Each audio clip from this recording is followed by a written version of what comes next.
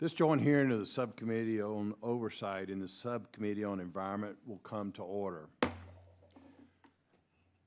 Good morning and welcome to today's joint hearing.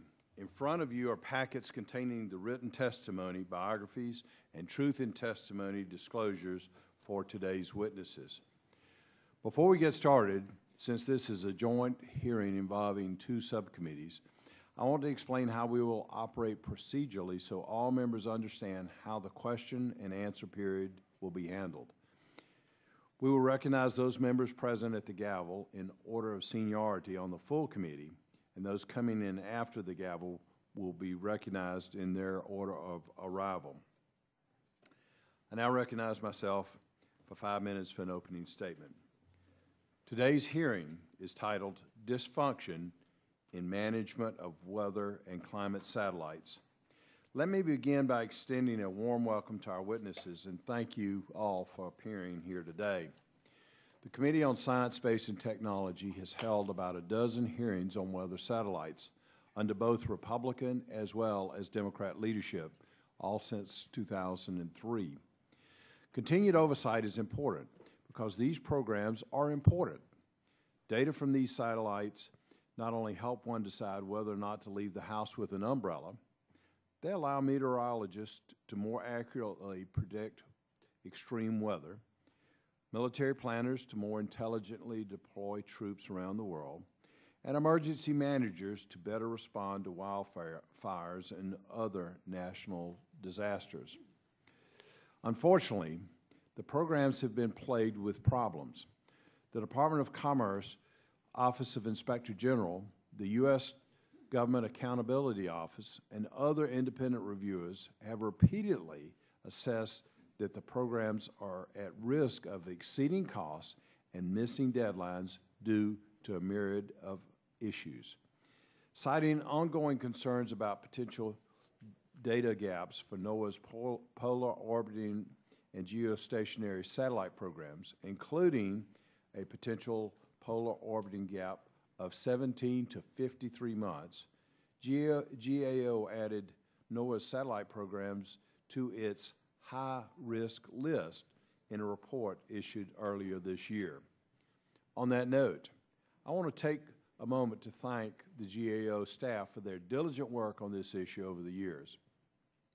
You have been a valuable resource to this committee's oversight efforts, and I want our witness, Mr. Pauner, to know that I personally and we all as a committee appreciate your work and your presence here today. Thank you, sir. As I've said before, it is frustrating to watch these important programs struggle. But it is even more frustrating to be told by NOAA and NASA that, quote, all is well, when we all know that that is not the case. An IG report, GAO Reports, and a 2012 independent report sponsored by NOAA all say otherwise, with the independent report going so far as to use the word, quote, dysfunctional, unquote, in its analysis of the weather satellite programs. Another independent NOAA Commission report released this year described the possibility of the United States' reliance on China for satellite data as a, quote, silver bullet, unquote. I have grave concerns about incorporating data into U.S. systems from a country well known for its persistent and malicious cyber attacks against our nation.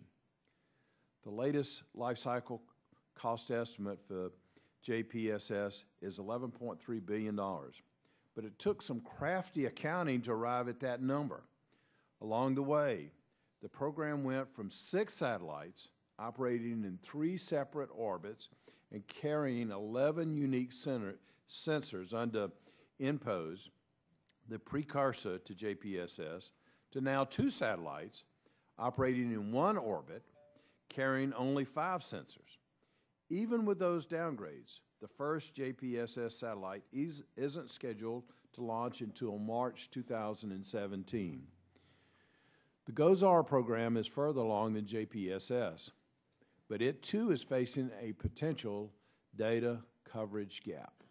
It is my understanding that NOAA expects to retire one of its operational satellites, GOES-13, and move the backup GOES 14 into operation in April 2015.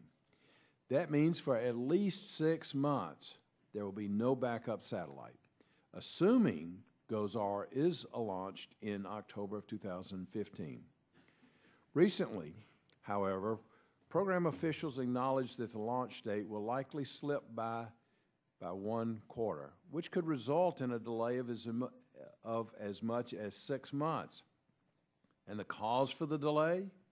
A $54 million sequester cut, according to NOAA staff. If the money is so tight and our weather satellite programs are so vulnerable, then perhaps the administration needs to evaluate its priorities and determine which is more important: near-term weather monitoring, which can save lives and property today, or beefing up NOAA's climate portfolio in an effort to guess what the weather might be decades from now. I look forward to hearing our witnesses' testimonies and receiving some candid answers to our questions.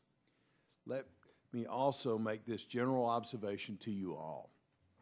It is a lot easier for Congress to work collaboratively with the administration on solving our satellite problems if there is transparency about potential concerns. As such, I will ask you to please answer our questions later in a concise, straightforward, expeditious, and accurate manner. It will defeat the purpose of this hearing if our questions are sidestepped through the use of bureaucratic doublespeak, as that will only try our patience and will waste our limited and valuable time. I now recognize the ranking member, the gentleman from New York, my friend Mr. Maffei, for an opening statement. I want to thank my friend the chairman, and I want to apologize for being just a couple minutes late. Today we're going to be talking about how it's difficult to predict the weather. Apparently it's difficult to predict the traffic in Washington as well. But Mr. Chairman, the weather satellites we have flying over the poles and in geostationary orbits over the east and west coast provide essential data for weather forecasting. And both the Joint Polar Satellite System and the Geostationary Operational Environmental Satellite are essential acquisition programs intended to put replacements on orbit for the current generation of operating satellites. Unfortunately, both of these acquisitions have been troubled, and that's why I'm grateful to you for holding this hearing today, as well as Chairman Stewart. Of the two, JPSS is far and away in the most trouble. It will produce a definite gap in coverage due to the technical and cost challenges which have plagued the program. The geostationary program is also worrisome, with an ongoing possibility of a data gap emerging due to schedule slips. Obviously, none of us are happy about this.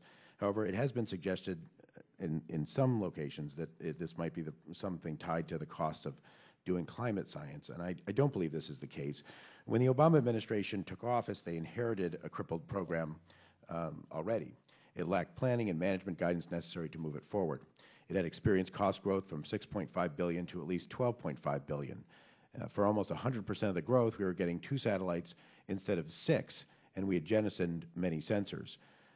This is what the administration inherited, and they had to make hard decisions about how to move the program forward, and that took almost 2 years to get the Defense Department out of the program and NOAA and NASA on a fresh path.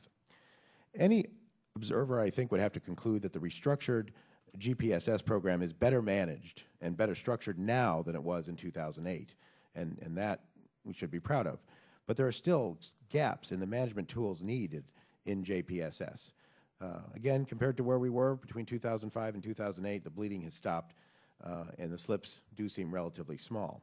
But that said, we're still facing an inevitable gap in coverage, and what to do about that gap is going to be and should be explored today. The geostationary satellite program has always been a little healthier than JPSS. It has suffered from fewer technical issues and less relative cost growth and enjoyed more stable management than the polar program. That said, there's still a chance of a gap in coverage that would be tragic. NOAA has to keep on track to get us satellites in orbit and working before the current geostationary satellites go dark. We need satellites ready for launch to avoid limit or gap in coverage. We need clear plans for alternative sources of data to protect accurate forecasting. And we need to make sure that we are not forced to depend on other countries, such as the People's Republic of China, that the chairman rightfully pointed out would have unacceptable downsides to that kind of relationship. We need confidence that both of these programs are going to succeed, even by the diminished expectations we now hold for them. And with that, I yield back to you, Mr. Chairman, and I thank you again for holding a hearing. Thank you, Mr. McFay. I'll now recognize the chairman of the Subcommittee on Environment, the gentleman from Utah, Mr. Stewart, for his opening statement. Thank you, Dr. Brown, for holding this important hearing. Would like to thank the witnesses for being with us today. We look forward to hearing from you and for your expertise and for your service to our country. I think all of us agree this is an important issue. I think we all sense the clock is ticking, and there's a sense of urgency of trying to move forward in a way that's, I think, beneficial. The Science Committee has a long history of overseeing the management of NOAA and NASA weather and climate satellite systems. Unfortunately, these programs have been rife with delays and other issues for more than a decade now, as has already been expressed by the two previous opening statements. Topics at issue today are also very timely in that they relate to legislation being considered by this committee, the Weather Forecasting Improvement Act of 2013, which attempts to focus critical resources on developing a top-notch weather forecasting system based on streamlined research to operations and a more reasonable balance of resources toward weather research. All of our witnesses acknowledge the strong possibility of a data gap for one or both of our major weather satellite systems in a few short years. These satellites provide the majority of data for numerical weather predictions in this country, and a gap would be catastrophic for forecasting by the National Weather Service and our innovative weather enterprise. A potential gap in the polar orbiting or geostationary satellite data, combined with continuing issues with how NOAA develops, analyzes, procures, and integrates other satellite information, risks the permanent loss of U.S. leadership in weather forecasting. I believe the writing is on the wall, and our current trajectory is simply unacceptable. As the Government Accountability Office will testify, our geostationary and polar orbiting programs, known as GOES and JPSS, as has been again indicated in previous testimony or opening statements, they've been plagued with cost overruns, with technical issues and other delays. And we need to consider the right mix of satellite technology to make timely, accurate, and effective forecasts to protect American lives and property. For our polar orbiting satellites, not only is there a potential gap in 2016 to 2018 timeframe, but there may also be issues between the first and second JPSS satellites in the early 2020s. While the GOES program has made progress in completing testing for several components, the program has still missed several key milestones for both flight and ground segments. This has caused the launch date for the GOES-R to slip from October 2015 to perhaps March of 2016. There are also other technical problems on the horizon, including the geostationary lightning mapper, an instrument that appears to duplicate some already existing commercial capabilities. Robust contingency planning and implementation of these plans, as suggested by GAO, is essential. We have seen that it has taken several years for NOAA to validate key products in the SUMI NPP satellite. Just after the Oklahoma tornadoes this year, a micrometeoroid appears to have hit an existing GOES satellite, turning off all of its instruments. Murphy's Law seems to be on full display when it comes to our weather satellites, and continued blue sky evaluations by NOAA could prevent us from dealing with these problems before they arise. It has taken the administration several years and the prodding of this committee as well as GAO to fully acknowledge the real risk of a data gap, and we need to look at all options to mitigate potential breakdowns in our forecasting ability. While NOAA has paid for reports to examine gap mitigation options, I have fear that not enough has been done to pursue implementation of these backup plans. We need to look at American as well as potentially commercial sources for these critical data. It should be alarming that we may be in a position to have to rely on international partners for weather data and to protect lives and property, an outcome that could raise much greater quality and access concerns than some of our other potential commercial partners that have so far been rebuffed by NOAA. And with that, Mr. Chairman, I now yield back. Thank you, Mr. Stewart. The chairman now recognizes Ms. Bonamici, the ranking member of the Environment Committee, for her statement. Thank you very much, Chairman Brown and Chairman Stewart, for holding this hearing today, and thank you to all of our witnesses who are here today. We look forward to your testimony and answers. Our constituents may spend little time thinking about weather satellites managed by NOAA, but we've all at some point been transfixed by the images of hurricanes captured by NOAA's geostationary operational environmental satellites. And we all benefit from the forecasts, especially of severe storms, that result from data collected in the polar and geostationary satellite systems. As Mr. Stewart mentioned on the Environment Subcommittee, we've been working on how to improve weather forecasting and protect the American public and economy from severe weather. Losing coverage from either the polar satellites or the geostationary satellites would seriously affect accurate weather forecasting. Because of a litany of troubles in the polar program, it now appears virtually certain that we'll have a gap in satellite coverage, perhaps for as long as 3 years. And there remains a chance, not a probability, but a possibility that we may face a gap in the geostationary satellites as well. There was a time when we would all say that a gap in coverage was unacceptable, and now what would be unacceptable would be not having a viable plan to address such a gap. And with that in mind, the questions for our witnesses today have to be, how do we minimize the scope and length of the expected gap in the polar program? How can we avoid a gap in the geostationary program? And are the plans to fill the gaps in coverage appropriately developed? On the Joint Polar Satellite System program, we've had 8 years to determine how to handle a gap, and as early as 2005, we were getting warnings of slips in schedule and instrument issues and cost growth. Today, I'm interested in hearing about NOAA's definitive plan for how to deal with the gap they know they will face for polar satellite data. And on the GAO satellites, the potential for a gap has been slower in developing and still appears to be avoidable. However, even here, I would expect and hope that NOAA has started to think about a contingency plan should the satellites suffer early failure and the replacement satellite suffer further delay. Of course, we all hope everything performs optimally, but I would also hope that prudent managers would develop a plan for failure. I want to join Mr. Maffei in expressing my regret and frankly surprised that the majority charter for the hearing suggests that the problems in NOAA's satellite program are somehow tied to climate science research. That simply is not accurate, and anyone who spends time looking at the history of these programs would be hard-pressed to identify climate research as even a factor in the technical problems, the schedule slips, or cost growth in the last 8 years. Further, the majority charter seems to perpetuate what's become a common misconception in this committee, that climate research is the same thing as climate change research. Colleagues, the issue before us today has been ongoing for years. My hope is that we can set aside partisanship and find solutions to what really is a slow-moving national tragedy. We should emerge from this hearing with a bipartisan commitment to work together and to help ensure that NOAA is doing all it can and should to manage these programs and plan for and cover any gaps. I also hope we can work together to support NOAA in getting any resources it needs to continue to protect the American public. I look forward to hearing from the witnesses from GAO, NOAA, and NASA, and to discuss how the relevant agencies' plan of action to address the looming satellite coverage gaps and to keep these programs on track. Thank you very much, Mr. Chairman, and with that I yield back. Thank you, Ms. Bonamici. If there are members who wish to submit additional opening statements, your statements will be added to the record at this point. At this time, I'd like to introduce our panel of witnesses.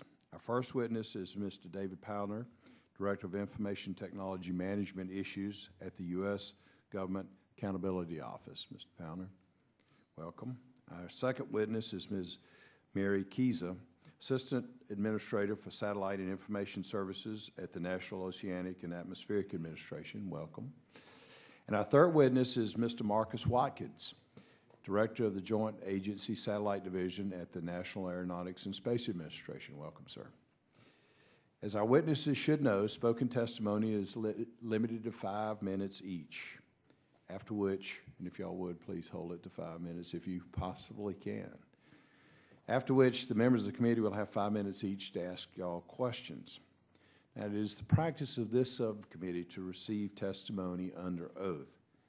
Now, if you would please stand and raise your right hand. Do you solemnly swear or affirm to tell the whole truth and nothing but the truth, so help you God? Thank you. You may be seated. Let the record reflect that all the witnesses participating have taken the oath. Now, before I recognize the first witness, let me just make a couple of points. I'm very eager to hear your testimonies, but I would have appreciated the opportunity to read the NOAA and NASA testimonies 48 hours ago when they were due. I understand, and I hope neither of you are directly responsible for the tardiness of submitting your testimony to this committee. But I would like for you to pass a message along to the appropriate person or individuals that it is inconsiderate to provide testimony less than 48 hours before hearing when the deadline is less than 24 hours before hearing when the deadline is 48 hours. You were both given ample notice about this hearing. And in fact, on August 14th, which was over a month ago, and yet you were unable to provide the testimonies as requested. I'm further frustrated by NASA when I consider that the agency declined to send another witness requested by the committee, and it still submitted testimony late. When testimony is delivered this late, it does not provide members of the committee sufficient time to review and prepare to engage in an informative discussion with you about these programs. Your tardiness is intolerable, and it reflects poorly on your respective agencies and the administration by default as well. Further, will you please confirm that you will personally ensure that the committee receives responses to our questions for the record following the hearing in a timely manner that is closer to 2 weeks than 2 months? Ms. Keyser nodded her head, and you assure us that, Mr. Watkins? He nodded his head yes, too. So I'm counting that as a commitment on both of y'all's part. And I'm looking specifically at you, Ms. Keyser, because as you well know, NOAA has yet to reply to questions from the committee relative to a hearing on the National Weather Service held over a year ago. You're aware. That hearing, which your colleague, Dr. Sullivan, testified before us here. Do you have an update on the status of those responses? No, sir, I do not. Could you please give us an update from the agency as soon as possible? Yes, sir. We are eagerly awaiting those responses, and I think it's inappropriate and inconsiderate. Thank you. I thank you, and I appreciate everyone's indulgence. Now I'll recognize Mr. Powner for 5 minutes. Mr. Chairman, ranking members, and members of the subcommittee, earlier this year, GAO added the potential gaps in weather satellite coverage in consultation with this committee as a high-risk area demanding immediate attention from NOAA management. Gaps in weather satellite coverage are likely and could have severe effects on lives and our economy. Therefore, our country needs the very best backup plans that budgets can afford. This morning, we are releasing 2 reports completed at your request, one on the GOES-R acquisition and the other on JPSS, which address the gap situation and contingency efforts. I'd like to highlight our recommendations and findings on each, starting with GOES. There has been significant progress on the flight and ground components. The flight components are at various stages leading up to key systems integration, and the spacecraft construction started earlier this year. Integration of ground components is slated to occur in early 2014, and the program is currently operating within its $10.5 billion life cycle cost estimate. Turning to the launch date of October 2015, last year we reported to this committee that there was a 48% chance that GOES-R would meet its October launch date, and our report today highlights technical issues, delayed interim milestones, and scheduling weaknesses that call into question that launch date. Right after we received NOAA's comments on our report, they did in fact slip the launch date to early 2016. Although this slip might not appear significant, it is, since it extends the period of time where there will be no operational backup satellite for about 1.5 years, from April 2015 until GOES-R launches and completes a 6-month checkout. Having this backup satellite in orbit at all times is an essential NOAA policy, as it has proved useful on multiple occasions over the past several years when one of the two operational GAO satellites has experienced issues and the backup had to be moved into position to provide weather observations. NOAA has fairly solid contingency plans to address this scenario, many consistent with best practices, but our report points out some areas where improvements are needed, primarily in areas focusing on preventing launch delays. We are also making recommendations on improving the spacecraft and ground schedules so that additional delays do not occur. Moving to JPSS, again, there's very solid progress to report. NPP transitioned from interim to routine operations in February of this year, and key upgrades to the ground system have been made. Regarding JPSS-1, flight project is on track, and instruments are between an 80 and 100% complete, and the critical design review has been completed on the spacecraft. However, although the JPSS ground project has made progress, a major software release has been delayed. Also, major revisions to the program's scope are occurring to keep it within the $11.3 billion life cycle cost estimate.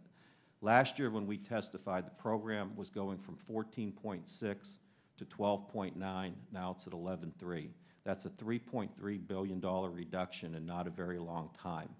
NOAA is reporting the bulk of the savings is coming from moving certain climate sensors outside of the JPSS program and also moving other sensors to NASA.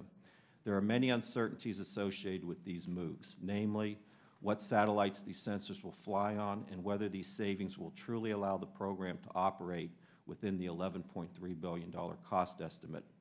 We looked in depth at the schedules of VIIRS, the ground component, and the spacecraft. We found issues with certain component schedules, and the program overall did not have an integrated master schedule.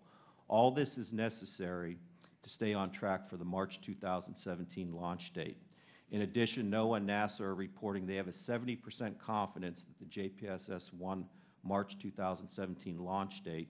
Our confidence is much lower because this 70% assessment did not factor in the scheduling weaknesses we raised in our report. Hitting this March 2017 launch date is extremely important because any delays will extend the likely 17-month gap in the afternoon orbit. The gap will likely occur from late 2016 to early 2018. NOAA had an initial contingency plan to address the gap and recently contracted for a technical assessment that identified additional alternatives. Options include using other government, foreign, and commercial satellite, using non-satellite sources such as aircraft observations, and improving weather models. This list is quite extensive, but let's be clear. None of the options can replace JPSS polar satellite observations. These options can minimize the gaps, but do not eliminate the damage to forecasts from the gap. Because of this, the very best contingency options need to be selected. Therefore, we recommended that decisions need to be made on exactly what strategies are to be pursued and that procedures need to be established to implement and adequately test them. We are also making recommendations on improving the spacecraft and ground schedules so that the March 17 launch date does not slip. Mr. Chairman, this concludes my statement. Thank you for your leadership and oversight of these critical acquisitions. Thank you, Mr. Powner. Now, Ms. Kesey, you're recognized for 5 minutes. Good morning, Chairman Stewart and Brown, Ranking Members Bonamici and Maffei, and members of the subcommittees. I'm pleased to join Mr. Watkins and Mr. Powner to provide an update on the JPSS and GOSAR programs. I'm proud to report that JPSS and GOSAR continue to meet their key milestones. For the SUMI-NPP mission, NOAA assumed operational control of the satellite in February 2013. SUMI has achieved over 99% data availability, and its high-resolution sounder data has been incorporated into Weather Service operational models. JPSS-1 remains on track for launch in second quarter fiscal year 17. The instruments are built and now undergoing testing. The spacecraft is being built, data products are being calibrated and validated, and the ground systems are being upgraded. With the decision to focus JPSS on NOAA's critical weather mission, we have reduced the JPSS lifecycle cost to $11.3 billion and accelerated the JPSS-2 launch to first quarter fiscal year 2022. JPSS-2 instruments and spacecraft acquisitions are now underway. For GOSAR, 4 of 6 instruments have completed environmental testing, and the spacecraft bus has completed its critical design review. Significant progress has been made on the ground system, with installation now complete for 4 of 6 antennas at Wallops Island in West Virginia. GOZAR is on track for its second quarter fiscal year 16 launch. While the title of this hearing would lead one to believe otherwise, management and oversight of these critical programs is functional. In response to recent review recommendations, the Department of Commerce, NOAA, and NASA have streamlined oversight and management decision-making processes, documented roles and responsibilities, and instituted a reporting process which has been well received. Within JPSS, the NOAA and NASA systems engineering personnel have been integrated into a single team which is recognized as a cohesive, high-performing unit. Within NOAA and NESDIS, we've added an enterprise-level systems engineering function and begun implementation of common ground services. Both efforts are already producing results which serve to reduce future costs. The NOAA-NASA partnership remains robust. The significant progress on JPSS and GOZAR reinforces the 2010 administration decision to return to the partnership that has built and operated our nation's operational weather satellites for more than 40 years. This partnership capitalizes on the strengths of both organizations to develop and operate our weather satellites, enabling delivery of products and services critical to our weather forecasts. Our NOAA-NASA team relies heavily on our industry partners. Contractors at locations across the nation are working to bring JPSS and GOZAR to fruition. I congratulate them for their successes to date, particularly with SUMI NPP, and thank them for their dedication to building next-generation systems on time and within budget. We remain closely connected to our user community and appreciate the GAO's recommendation to strengthen these connections. Concerns about a possible observational gap has been a common theme among our users. I assure you, maintaining observational continuity remains our singular focus, and to that end, we remain intent on keeping our on-orbit assets operating safely, delivering next-generation capabilities on or ahead of schedule, and implementing approaches to mitigate the impact of a gap should one occur. Louis Uccellini, my counterpart at the National Weather Service, understands the importance of satellite data for the national weather forecasting enterprise. We both recognize, however, this enterprise includes contributions from academia, where much of the research and development occurs, the private weather forecasting sector, which provides avenues for dissemination of weather products, and federal, state, and local emergency managers who serve as first responders when severe weather strikes. NOAA also relies on our relationships with our international partners to meet our requirements. In this regard, we recently signed a long-term agreement with EUMETSAT, our European counterpart, to ensure continuity of our partnership to share space-based observational data. Finally, I turn my attention to Congress. The ability of our teams to achieve sustained observations is only possible with your continued support. In addition to providing oversight, we depend on you to provide the budgets required to implement next-generation systems and to do so in a manner in which we can plan effectively. We are grateful for your support. We understand the difficult fiscal challenges our nation faces, and we've worked hard to minimize the impacts to our launch schedules in light of sequester reductions. We appreciate the recommendations offered by the GAO and by other external review bodies, and we will respond to them. We recognize that collectively, we all share the same objective, and that's mission success. Thank you, and I'm happy to answer your questions. Thank you, Ms. Kiza. Now, Mr. Watkins, you're recognized for 5 minutes.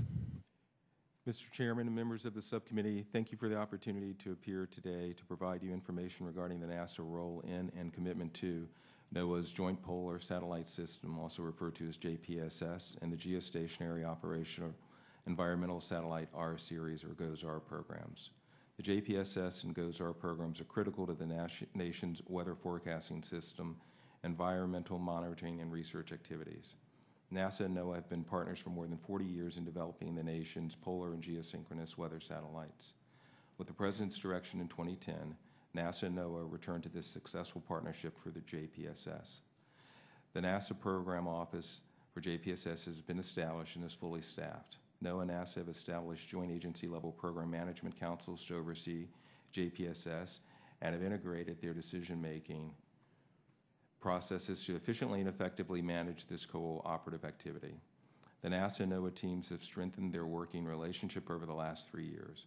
One example of the JPSS organization's success is the upcoming launch of the Total Solar Irradiance Calibration Transfer Experiment, TCATE, later this year on a United States Air Force mission to be launched November 4th. The SUMI National Polar Orbiting Partnership, or SUMI NPP, was successfully launched almost 2 years ago, and NOAA has operational control of the satellite. Meteorologists continue to use data products from instruments from SUMI NPP in their weather forecasts, and all of the data products have been publicly released. In addition to the success of SUMI NPP, the transition from NPOS program to the new JPSS program is now finished. The JPSS program successfully completed 2 critical milestones in 2013, keeping the program on schedule and within budget. Now, both the JPSS-1 satellite mission and overall program move from the planning and formulation phase to the implementation and execution. NASA, as NOAA's acquisition agent, manages all of the JPSS instrument, spacecraft, and the majority of the ground system contracts. The first JPSS satellite, JPSS-1, will be a near clone of SUMI NPP with upgrades to meet the JPSS-1 level requirements. The instrument vendors continue to make progress in the manufacture of the flight units for the JPSS-1, and the spacecraft is currently being fabricated. Additionally, the Delta II rocket has been selected as the launch vehicle for the JPSS-1 mission. The GOES-R series program of 4 geosynchronous satellites continues to make progress towards launching GOES-R, the first satellite of the series, in the second quarter of fiscal year 2016. Last fall, the GOES-R series program successfully completed a mission-critical design review. Since then, the GOES-R and GOES-S spacecraft have made good progress in component manufacturing, and GOES-R is proceeding with spacecraft integration. 4 of the 6 GOES-R instruments have completed environmental testing. The next major milestone for the GOES-R series program is the systems integration review, which is currently planned for the spring of 2014. Those performing the system integration review will evaluate the readiness of the program to start assembly, test, and launch operations. NASA and NOAA are committed to the JPSS and GOES-R programs, and ensuring the success of these programs is essential to both agencies and the nation. The NASA and NOAA teams have established strong working relationships and are striving to ensure the weather and environmental requirements are met on the most efficient and predictable schedule without reducing system capabilities or further increasing risk. Once again, thank you for the opportunity to testify today. I appreciate the support of this committee and the Congress for these critical programs and would be pleased to answer any questions that you may have. Thank you, Mr. Watkins. I want to thank all y'all for your testimony. Now, reminding members that committee rules limit questioning to 5 minutes. The chair at this time will open the first round of questions by recognizing myself for 5 minutes. Ms. Giza, there seems to be a big disconnect between what you say and your testimony and what we hear from other folks, and hopefully we can sort all that out.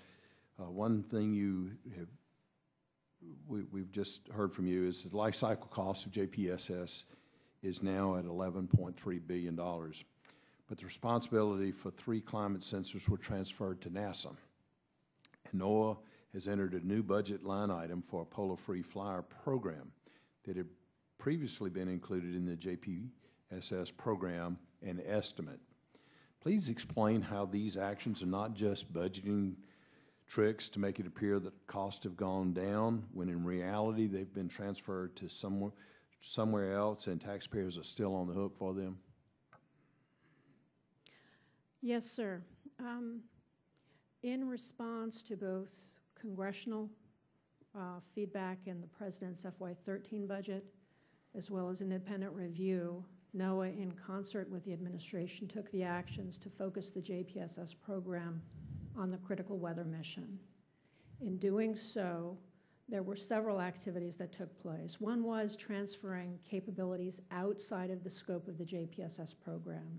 And so that while the JPSS program is reduced, those costs still remain should the administration and the Congress choose to continue to fund those. Well, they're still there. Those costs are Yes, still there, and that's you correct. just transfer They're the not cost, so it's in- not actually a reduction in the cost to the program. Is that correct? It's a reduction in the cost of the JPSS program, not a reduction of the total cost of the program. In addition to that, as part of the JPSS activities, we also reduced costs there as well. And if you'd like a question for the record, we can enumerate those particular costs. Some of them were due to reducing reserves given the positive progress that the program has made. as well as the positive results of the SUMI NPP mission. Other areas include reducing areas of overlap between the NOAA and NASA activities, particularly associated with the science. Well, let me ask you this, Ms. Kiza. GAO reports that identify the life cycle cost. That is the sum of all recurring and one-time costs from cradle to grave for the program at 11.3 for JPSS and $10.9 billion for GOES-R. Can you break those numbers down for us further? Yes, sir. We can. Let me ask, for example, how much is being spent on research and development of the ground components? How much is being spent on flight systems and the sensors? How much will it cost to launch these satellites into orbit?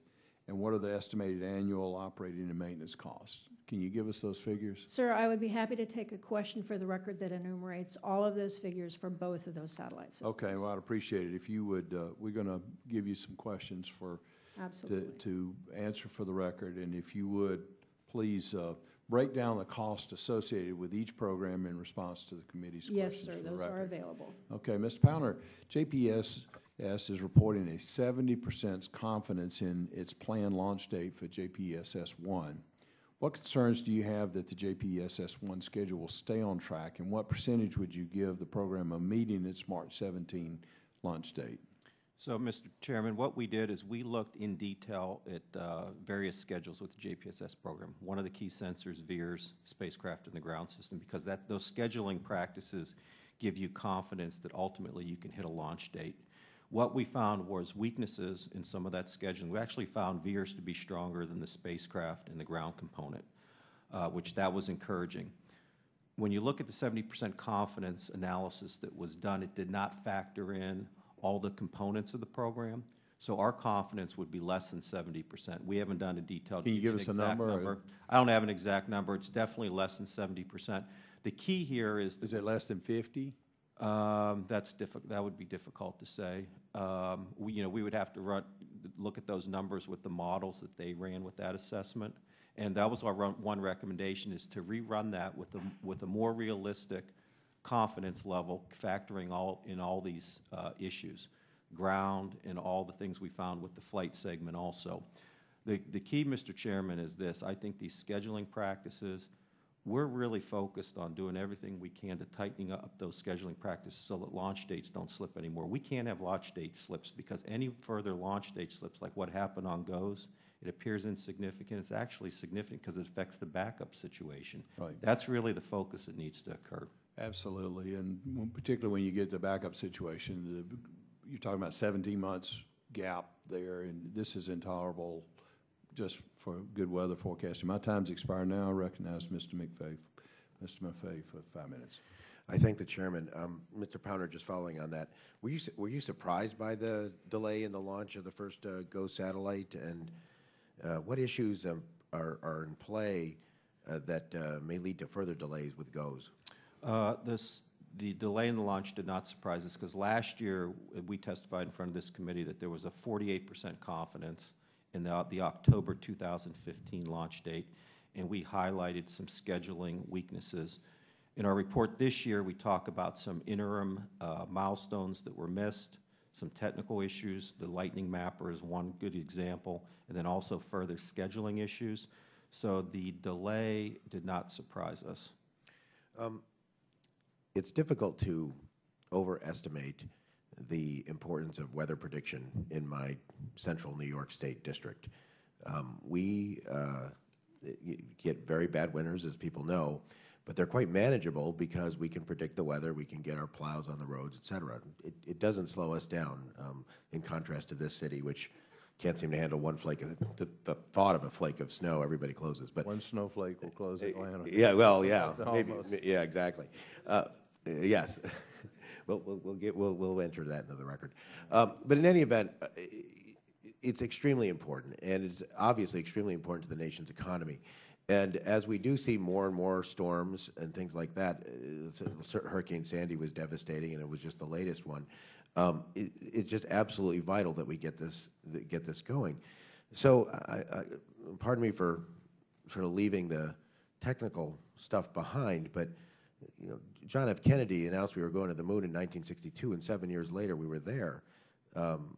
We've got 3.5 years to wait just for the GPSS to launch, and that might slip. GOES has already slipped. I mean, and so I talk to the staff and I say, well, it must be money, right? There's not enough money here. But my understanding is money is really not the issue. If it is, you can correct me. But so I'll start with Mr. Powner.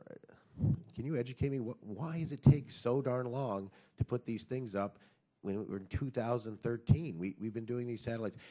Are we making the perfect the enemy of the good? Is that the problem? We want to have absolutely the latest technology on everything, and so we you know, I yield. Well, I think we did. I mean, these things were much more complex in the past, and they're being whittled down to becoming simpler and simpler with less sensors, and that's probably a good thing. But the reality is there were a lot of problems over the years, probably more significant than what we currently have. I mean, ICE testified in front of this committee where we would talk about, you know, 1 and 2 year slips and billion-dollar overruns like clockwork. It was like clockwork year to year. And that put us in the situation we're in. So I know the GOES, it slipped 1 quarter. Historically, if you look at that, that looks actually pretty good, but it's not. It's not because it's significant.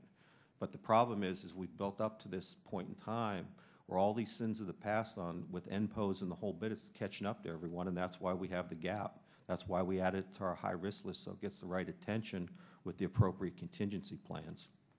Ms. Kiza and then Mr. Watkins, is there anything you can enlighten me with? Why does it take so long to get a weather satellite up in the greatest country in history in 2013?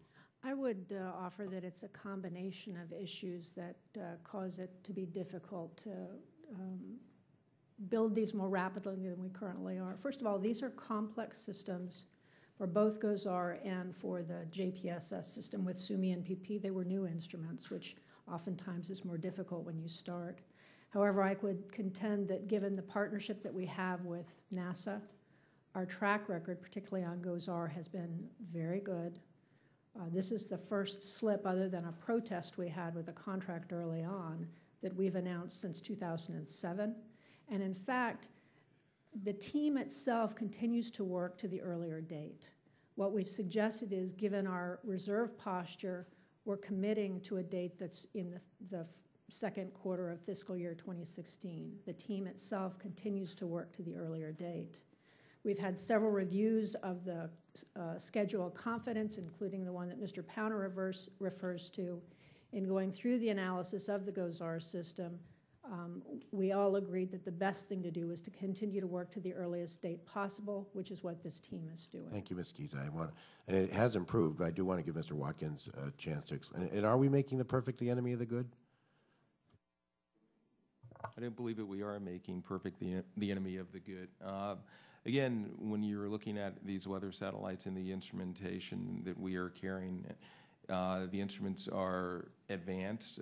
With respect to the JPSS, again, initially SUMI NPP was to be a research and development satellite, a satellite that we would learn about the instruments. We now find ourselves in a position of utilizing that satellite operationally. Now it's performing extremely well, and the data products are already making their way into weather forecasting. The biggest challenge that we see is one of stability.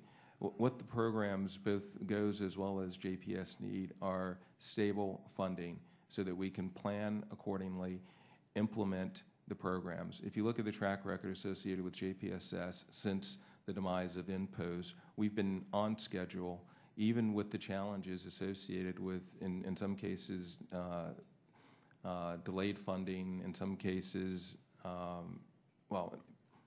even with those challenges, we've been able to maintain the JPSS-1 launch date. Mr. Watkins, thank you very much. Your point is good. I'm already a minute over, but I'm sure we'll continue to explore it. Okay, thank you. Thank you, Mr. Maffei. By the way, for the record, I was being very facetious.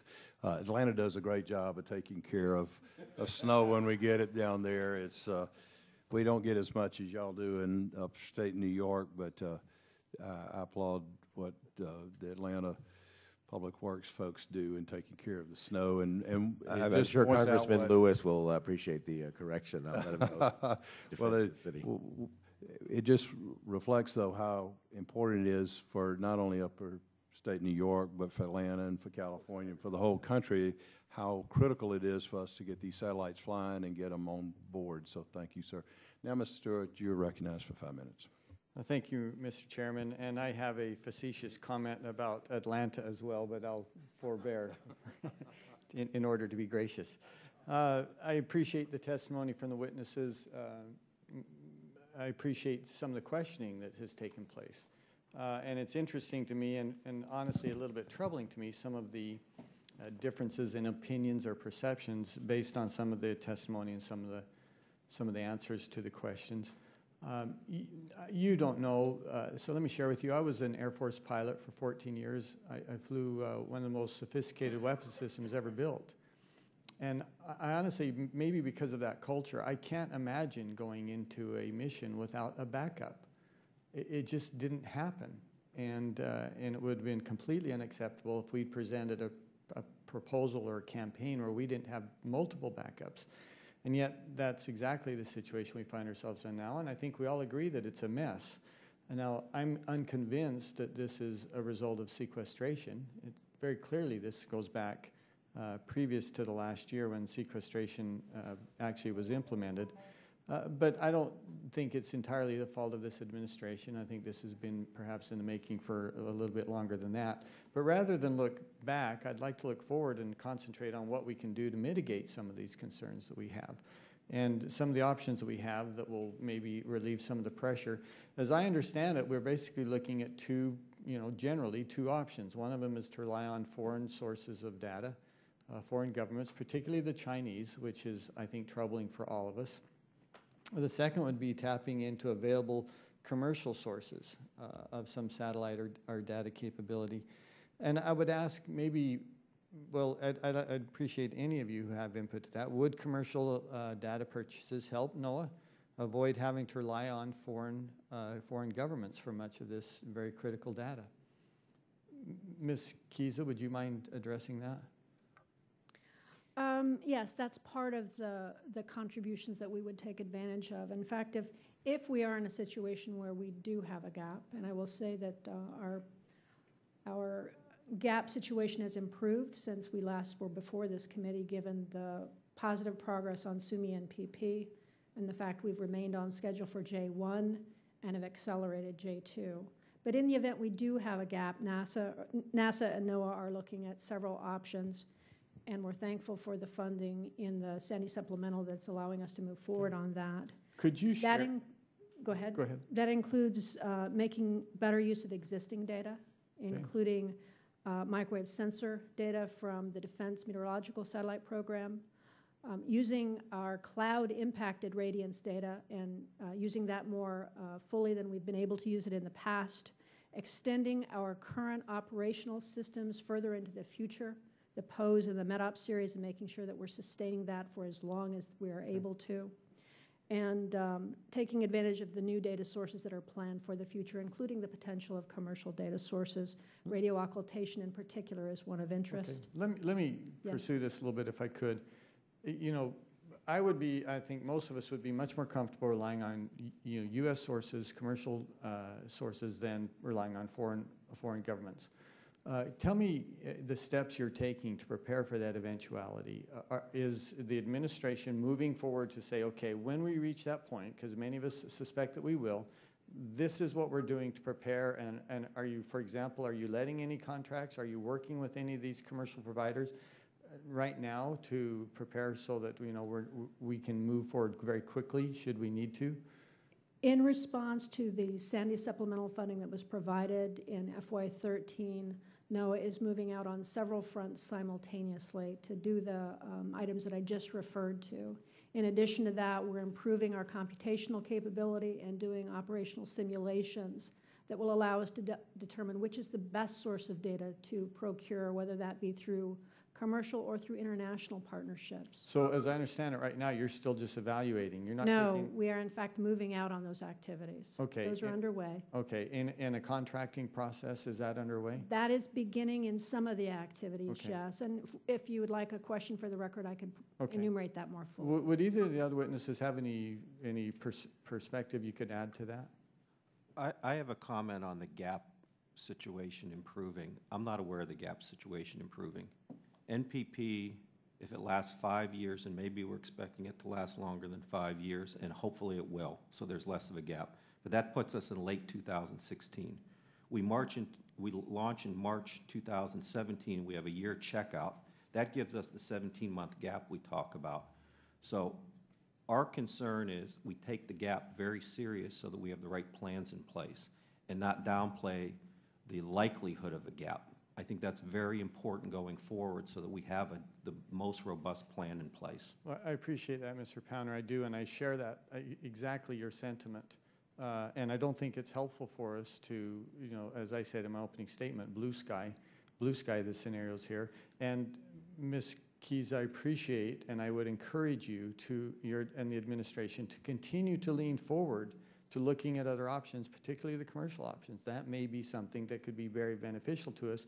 And we're far better to be doing it now than we are to be doing in 2016. And with that, Mr. Chairman, I apologize for taking a little extra time, and I yield back. Well, thank you, Mr. Stewart, and I think we all agree with that last statement. We all, on both sides, are very eager to get these things flying and operational. It's absolutely critical for weather warnings for all of us, even upstate New York. Now, Ms. Bonamici, you're recognized for 5 minutes. Thank you very much, Mr. Chairman. I appreciate the discussion and want to follow up a bit and really get some more focus on the expected gap. And I understand, Ms. Kieska, that the current gap, now we're talking about a range here, could be as low as we just heard 17 months. I've heard could be up to 3 years. So could you talk about what steps NOAA is taking to make sure that the gap stays at the short end of that range? First of all, refocusing the JPSS to a weather-focused mission improves our confidence in meeting both the J1 and the J2 launch dates. And as I said, J1 is on track, J2 has been accelerated. Close management of the SUMI operations will allow us to preserve that mission for as long as possible. And as I'd mentioned, we now have 2 years of successful operations of SUMI on orbit. The issues that we would have expected to see that are referred to as infant mortality issues, early issues that will manifest themselves and present themselves as problem, have not been seen on SUMI and PP. Both of these areas increase development schedule confidence, keeping J1 on track, and SUMI on orbit operation success gives us confidence that if SUMI and PP continues to perform as expected, that we can significantly reduce our projected risk of a gap in orbit. Lastly, I will note that the projections that we had in the past also assumed the time associated with calibrating and validating the instruments on J1. Our experience in SUMI and PP is also indicating that we may be able to reduce the time associated with the on-orbit checkout and calibration of measurements on the J1. All of these contribute to reduced risk. Thank you. And I want to follow up on the SUMI and PP. Mr. Pounder, in your testimony, you say that the program estimates that there will be a gap of about 1.5 years from the time when the current SUMI and PP satellite reaches the end of its expected lifespan and when the JPSS-1 satellite will be in orbit and operational.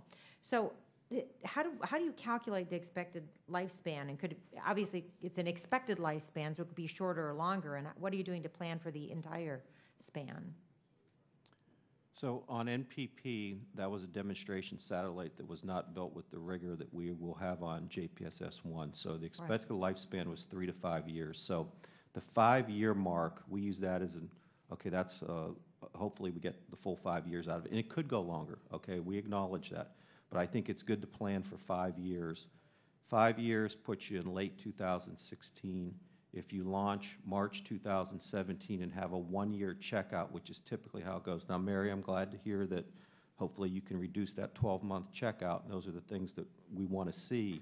But that's how we calculate the 17-month likely gap.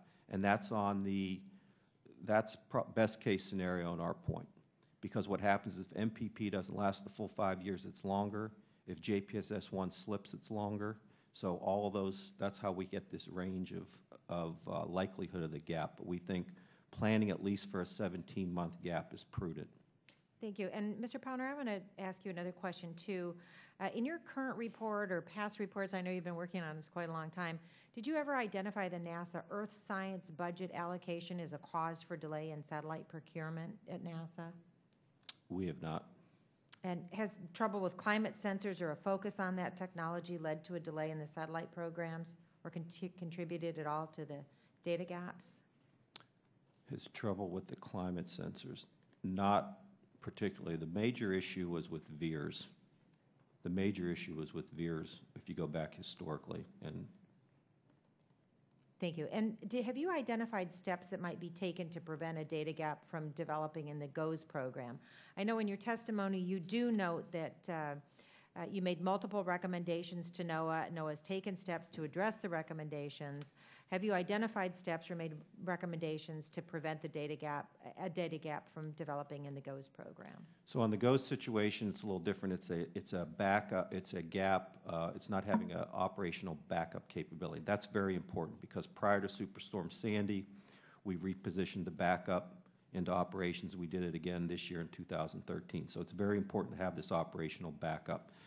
The issue there is with when the current GOES launches, there's likely going to be about a year where we don't have the operational backup.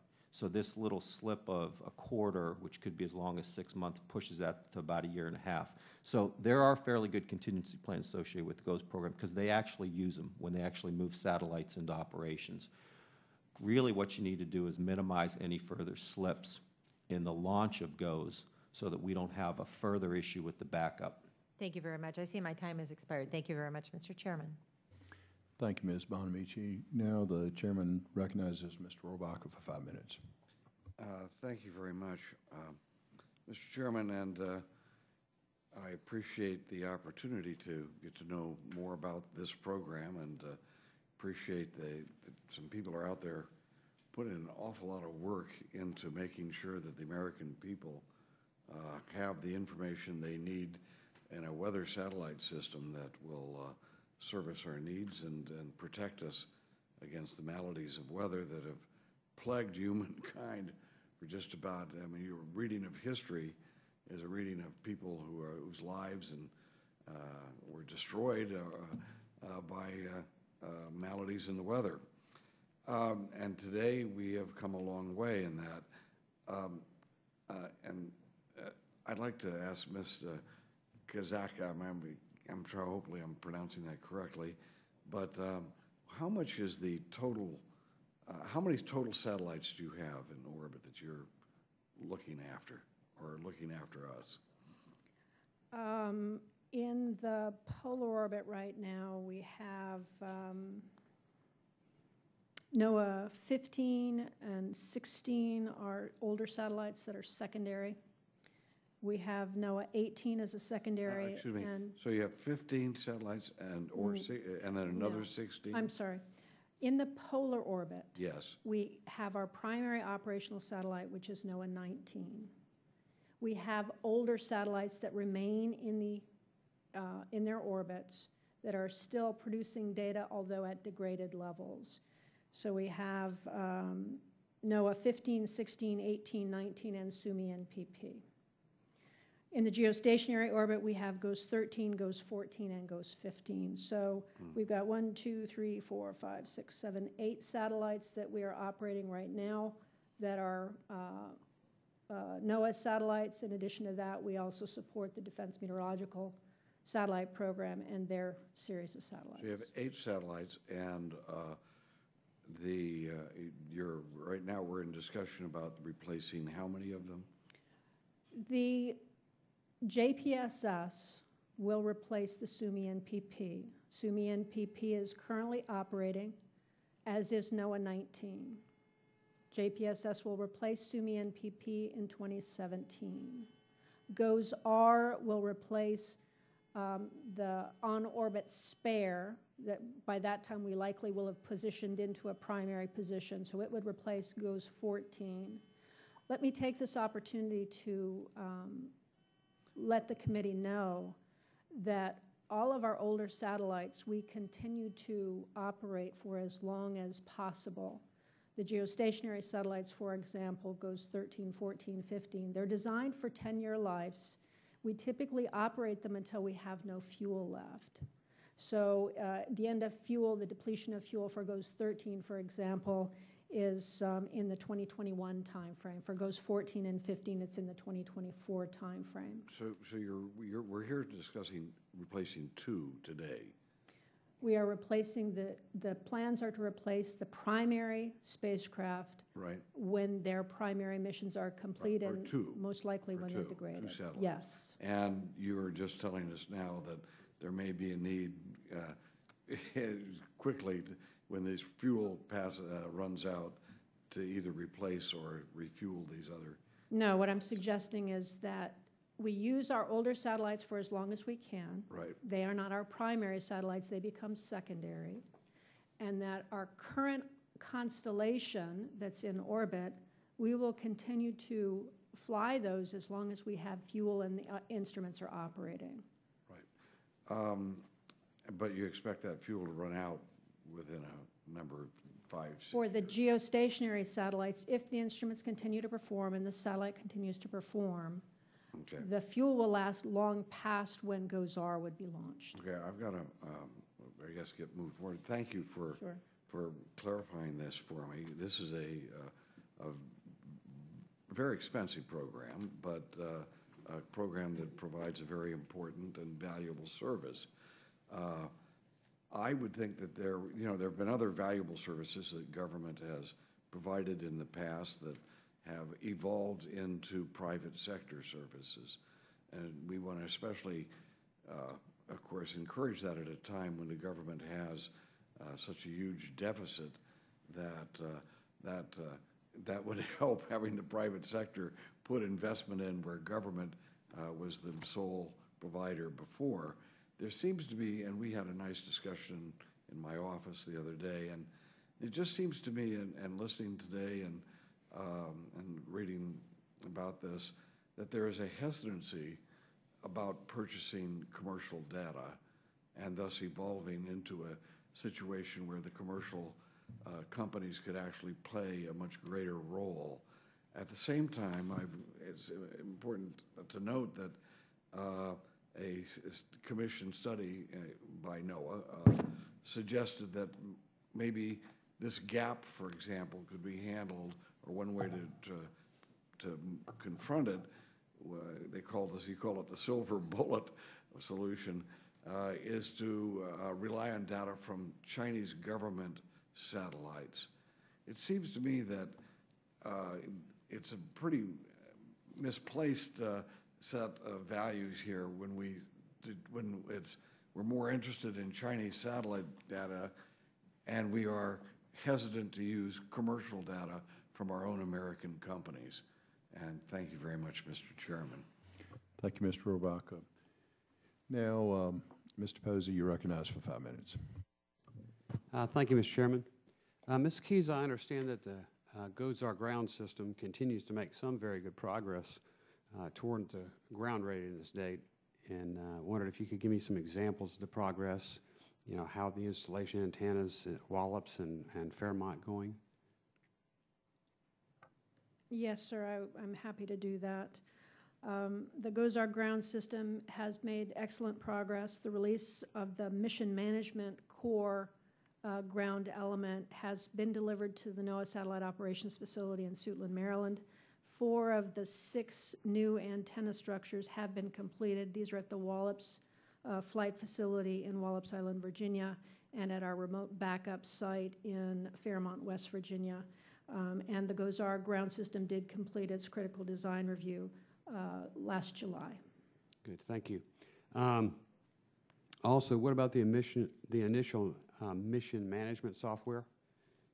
Has that been installed at the NOAA satellite operations facility, and has it passed acceptance test yet? Yes, sir. It has been installed at the NOAA Satellite Operations Facility and is undergoing tests now.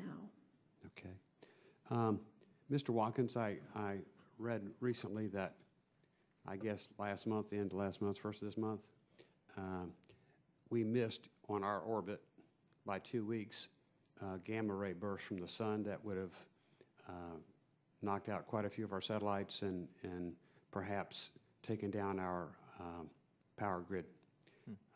Just wondering what your assessment of that is. If we had been on a 2-week later path, what damage do you think we would have sustained? Sir, I'm going to have to take that question for the record. I really don't have the expertise in that area to speak on that. Do you realize there was any danger? I mean, have you been advised? I mean, you're the Joint Agency Satellite Division National Aeronautics Director. You know? That's correct, and my primary role is implementation of NOAA's portfolio of weather satellites. I'm an engineer by training. I work to get them built. To talk about the science associated with a gamma ray burst, clearly they offer risk to our planet, and there are steps that we take and monitor these. But I'm in no way would I care to really speak in depth on the impact of a gamma ray burst. Would you be kind enough to provide my office with that information? Absolutely, sir. Okay, thank you. Back to Ms. Kiza. Given that the GOZR will provide about 40 times more data to the weather expert community, it's important that the users are going to be ready to actually utilize the information, hopefully. And I assume the stations are going to need to be upgraded. Just curious about what you're doing to prepare the weather prediction community for this extraordinary increase in information that they're going to have available. Yes, sir. In fact, we are. The GOZR program has, for some time now, implemented what we call a GOZR Proving Grounds. And in doing so, we go out and work hand in hand with our operational weather forecasters to prepare them for what they're likely to see in the GOZR era so that they know what to expect and how to utilize it. Similarly, to be ready to accommodate this data on the ground is an effort in and of itself. I mentioned the progress on the GOZR ground system. We have about 150 racks of equipment coming into the NOAA Satellite Operations Facility and the backup facility in Fairmont, West Virginia in just a few months. So there's a tremendous amount of work going on. And being ready to receive that equipment requires facility upgrades that are underway and on track. It requires that we have our ability to distribute that data in place. That too is on track. And then in the long term that we have the ability to archive that data, and we're working through our class archive capability to prepare for that as well. Thank you. And I guess I've got about a half a minute left. I just wondered if you could briefly comment on the instruments on GOZR that I understand are weather-focused instruments that can observe weather not just here on Earth, but we can also get a better view of the space weather. That's correct. There are 6 instruments on the GOZR system. The Advanced Baseline Imager is the primary weather imager, a critical instrument that's significant capability over our current GOES assets in orbit. There's the Global Lightning Mapper, which is a new capability that will allow us to see much more closely the cloud-to-cloud lightning, which is a major indicator of increased thunderstorm activity. And in addition to that, we have a suite of in situ sensors that sense the space weather that are incoming to our planet. And all of those instruments are progressing very well. Thank you. That's good stuff. I yield back, Mr. Chairman. Thank you. Thank you, Mr. Posey. We'll begin our second round of questions now. Hopefully we'll have at least 5 minutes for each member to ask.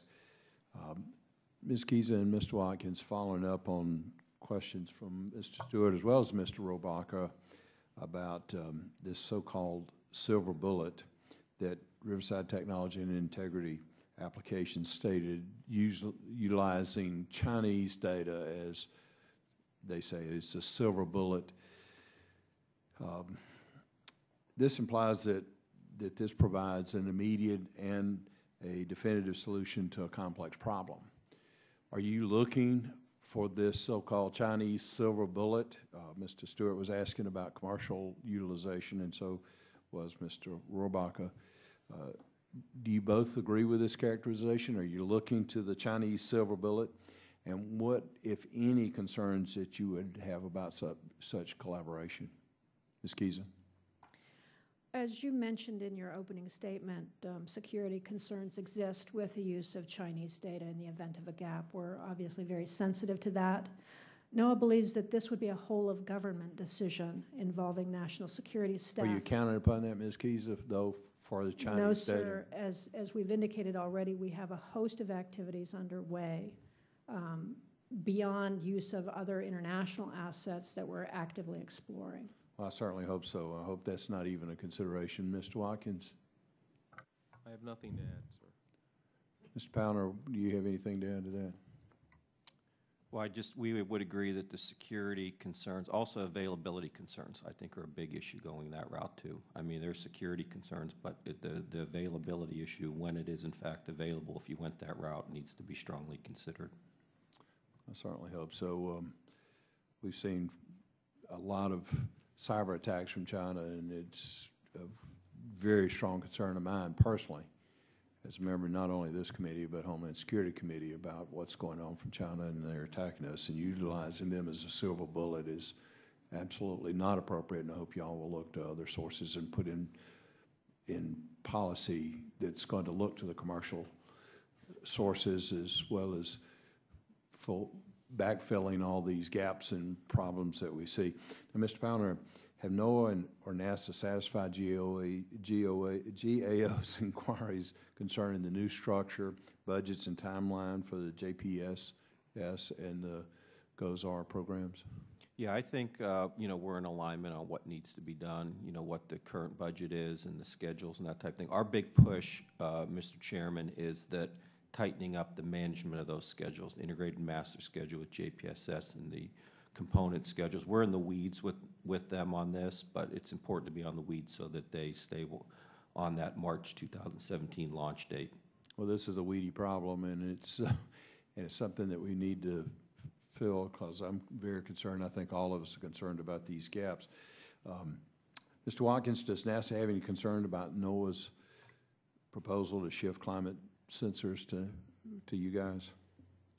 Again, sir, my area of expertise is in managing weather satellites, reimbursable programs on behalf of NOAA.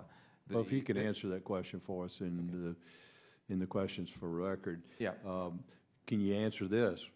Why would NOAA's ownership of these instruments be better than under the current arrangement under NASA, which is building the instruments for NOAA? Again, that's a question that I'll have to take for the record. The Earth Science Division handles those areas. Well, certainly, if you would help us with that. Mr. Maffei, you're recognized for 5 minutes. I thank the chairman, and I echo his remarks about depending too much on China. There's no partisan divide whatsoever on this. We're very concerned about it. Hopefully, we would never have to rely on them. And on the Armed Services Committee, we too are very, very concerned about the cybersecurity issues, and it would put us in a very awkward position to have to depend on that particular country for this stuff. I do want to get back to Mr. Rohrbacher's comments about having the private sector more involved. Mr. Powner, I actually would be open to that. I'm a big advocate of private sector involvement and public-private partnerships in the space program. But my understanding is that there are already private contractors that do most of the actual work, that are hired to build the satellites, even launch the satellites into orbit. Is that true? Yeah, that's true. The prime contractors, private companies, correct. So there's not. So most of this is already public-private partnerships that really do it. Yeah, I think the key question is with the Riverside analysis, there was a suggestion that commercial providers could actually be used to help fill the gap. I think that's where the suggestion was, both government, foreign, and commercial. All that was on the table with the Riverside study. Mr. Chairman, I might suggest that a study might be in order to have GAO take a closer look at whether there are any additional opportunities for public-private partnerships in the space program. I think would be a bipartisan thing to. Well, certainly, I think all of us would be very eager to make sure that that happens. Yeah, good, thank you. Ms. Keys, I think you're the right person to ask this to, but according to the GAO, key satellite data users were not fully informed about the changes to GOES-R capabilities or alternative methods to receive the data needed in the event of a system failure. Are there any outreach efforts in place to ensure that GOES data will continue to enable users that are outside of NOAA to complete their missions? I mean, are there any outreach efforts just to make sure that all of the various scientific users and private sector users are kept informed of these sort of issues when they arise? Yes, there are avenues, and I think that what Mr. Powner encouraged is that we strengthen those. And so we do have regular conferences that we present at where the users are largely present, where we highlight the changes that have made. We have operational working groups that reach out to the users that inform them and help us make decisions on any trades that we have to make.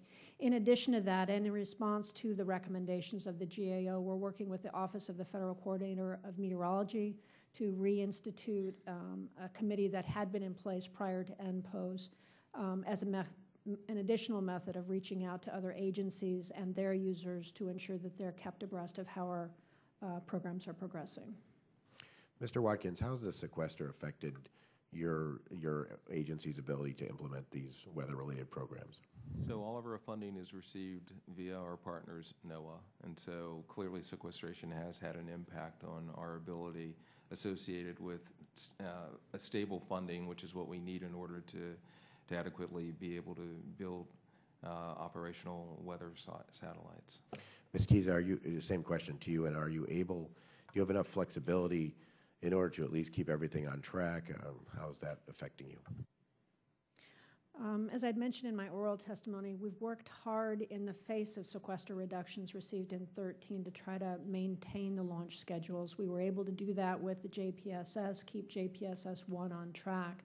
To be honest with you, the way that we did that is we impacted the Polar Free Flyer, the part that was outside of the JPSS. With the GOES-R, as I'd also indicated, the team is working to maintain the earlier launch date. However, given the low budget reserve posture we have in light of the reductions, the commitment we're making is to the second quarter of fiscal year 16 for that launch. All right. Mr. Powner, I'd appreciate if you would follow up on it just in terms of your analysis, the impact of the sequester on these programs. So the sequestration, $54 billion, it was clear that GOES-R, based on our analysis a year ago and current, it was going to slip without sequestration. So now they're saying part of the slip was due to sequestration. Sequestration, we don't know the details on what actually affected the slip. I will say this, there were two prime contractors, one with the spacecraft, one with the ground. They continue to do work, so we did not have a situation where work was stopped. Okay, so work continued. I know there was arrangements cut with contractors, which was appropriate to keep the work going. So those details on how 54 equated to a one-quarter slip, we don't have that, but I do want to say that I think it was likely going to slip without sequestration. Thank the Chairman. I've gone 3 seconds over. Thank you, Mr. McFay. Ms. Stewart, you're recognized for 5 minutes. Thank you, Mr. Chairman. And again, I won't take that long. I have just a very quick question. And this is helpful to me. I think it's helpful for the record. But it's going to ask you as witnesses to give your best perception or opinion on a scale of 1 to 10. 10 being severe, 1 being we're in great shape. What's your perception of the potential, the gapping in satellite coverage of being a problem for the U.S.? How big of a concern is it to you, Mr. Powner? Could you give me a perception on your feeling on that? I think for me it's a 10. Okay. I think we're predicting a 17-month gap. I think you're going to have a gap. Having no gap at all, I think, is highly unlikely. So I would put it at a 10. Okay, thank you. Ms. Kiza? The impact of a gap is severe. I would rate that as a 10. The probability of a gap, I think, is improving. Okay, would you give me a rating on that, what you think the probability is?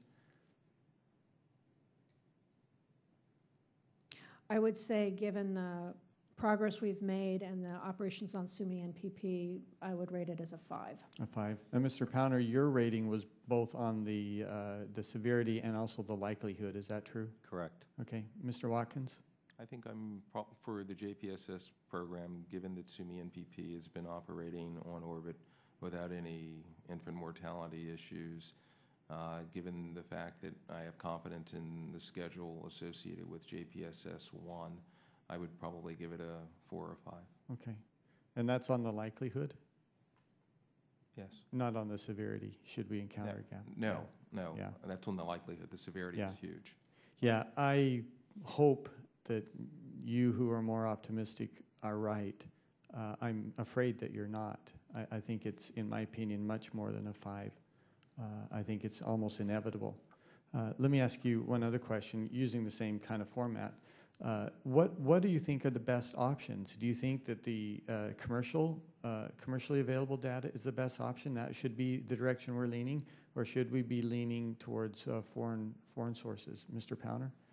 Well, I think it's clearly a combination not only of using additional satellites, whether it's some foreign, some commercial, some other government. I mean, I think you need to look at all those, but also too, it's important to look at other weather observations, observations from aircraft, and also improving the weather modeling. Okay. Weather modeling improvements could help too. Could It's help a combination of everything. So you would rate them all as equally important, one not being much more than another? Yeah, I don't know if I'm in a position to say this is better Okay. or not. I think that's our recommendation, Right. is we need to make the decisions on what the best options are given the current budget situation. Yeah, which was part of my previous questioning, is let's lean forward on that. Ms. Kiza, is one considered a strong preference in your opinion?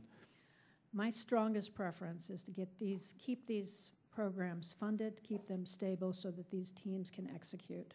Okay. I think that's our strongest weapon against preventing a gap. Okay, but if you had to choose right now, as a relief, as something that you could count on as backing up, would that be commercially available or foreign? I would use a combination of the assets that are available to us. Both of them being equal? Yes. Okay. Yes. Mr. Watkins?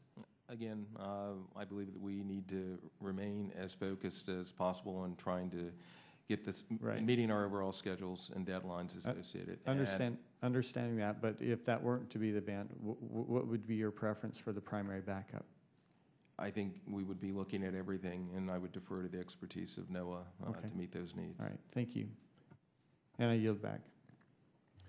Thank you, Ms. Stewart. Ms. Bonamici, you're recognized for 5 minutes. Thank you, Mr. Chairman. I don't think I'll take that long, but I wanted to follow up on the question that Mr. Maffei asked about GOZAR.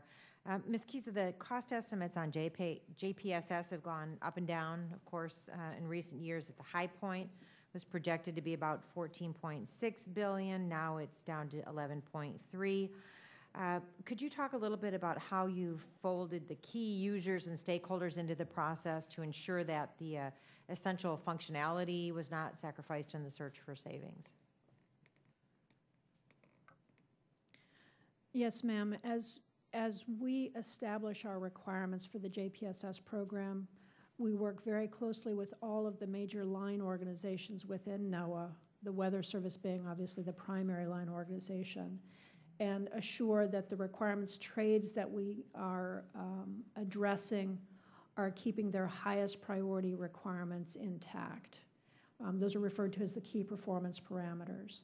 So we work very closely with our NOAA counterparts who are taking this data and providing the products and services that the broader country takes advantage of.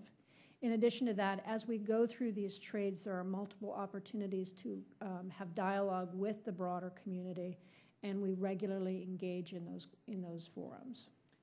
Thank you. And I know I want to follow up on what Mr. Stewart said earlier about looking forward. And obviously, there have been troubles in the past, and looking forward, I know that the independent review team completed a report on the JPSS program last year. So what steps have you taken to follow the advice of the independent review team? I think we all need some reassurance that things are getting better. The independent review team, which was led by Tom Young and a host of other very senior acquisition experts, provided a report in July of last year, July of 2012. They had 23 recommendations. This past August, we brought that entire team back and we reviewed with them our response to all of those recommendations.